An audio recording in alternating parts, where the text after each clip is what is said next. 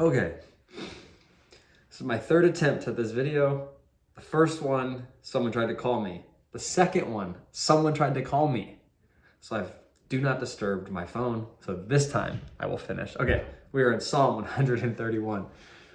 Charles Spurgeon says that this psalm this is the quote. He says, it's one of the shortest psalms to read, but one of the longest to learn. The shortest psalm to read, the longest to learn. So let's read it and let's learn it, hopefully. Psalm 131. My heart is not proud. My eyes are not haughty. I do not concern myself with great matters or things too wonderful for me, but I have calmed and quieted myself. I'm like a weaned child with its mother. Like a weaned child, I am content. Israel, put your hope in the Lord, both now and forevermore. Okay, this is gonna be a short video. Short. The picture, really the big idea, is the picture of the baby. The psalmist is saying, become the baby. Become the baby, like a weaned child. Like imagine your baby, if you had kids, or your nephew or your niece or whatever, your grandbabies, and just imagine them in mom's lap, kind of resting on the shoulder, sleeping, and all around them is chaos.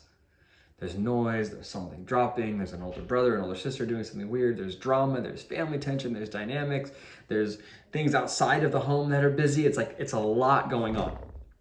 There's a lot going on. But the baby is content. He's calm.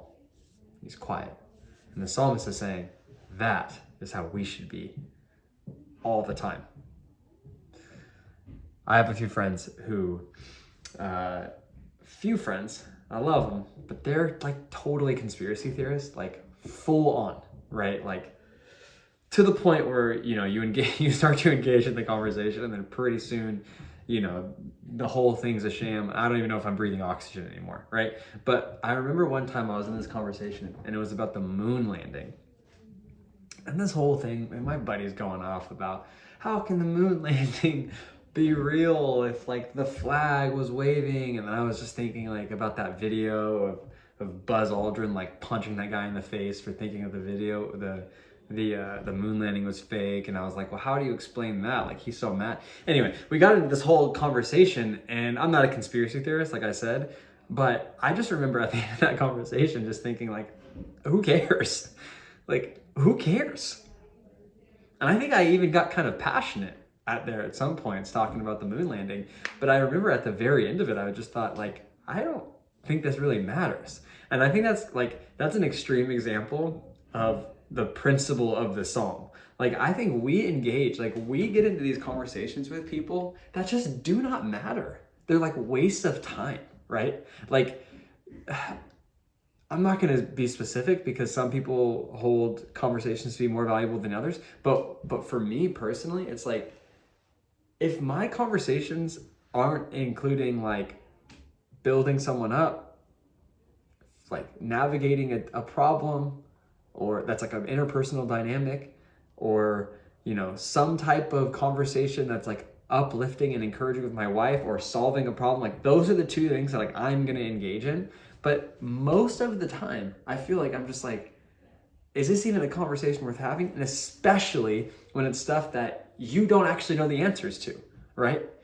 Yeah, like a great example. This is like within the last week, right? Horrible incident. Donald Trump gets shot in the ear. Like this is horrible. Like it's like the first assassination attempt in the last 40 years of a either a sitting president or a former president or a presidential candidate. Like, it is horrible, right? We can all agree it's just disturbing that someone would do something like that. And yet the rhetoric is not, wow, this is horrible. I think it is, but there is this little underbelly of conspiracy. And I'm just like, wait, it causes me to just stop. And this psalm is so good for a moment like this. I do not concern myself with great matters or things too wonderful, too above me. It's too much. I'm just calm. I quiet myself, and I am like a weaned child to the Lord. That's what I do. I just trust in God. So First Thessalonians 4:11 was the verse that came to my mind after I read this. One of my favorite verses says this: "Make it your goal to live a quiet life, mind your own business, and work with your hands." I love that verse. Now, obviously, that verse is very specific to the people that he was writing to, because the people that he was writing to, what they were doing was they were very concerned. The church of Thessalonica was very concerned about how the whole world is going to end. Apocalypse. They were like, how is Jesus going to come back? What's going to happen to everybody? What's the result of this? Can you give me more explanation on this? So Paul spends this letter like explaining what's going to happen. But at the very end, he just goes, honestly, mind your own business. Just work hard, live a quiet life, follow Jesus, and trust that God is going to take care of all things. He's going to hold all things together.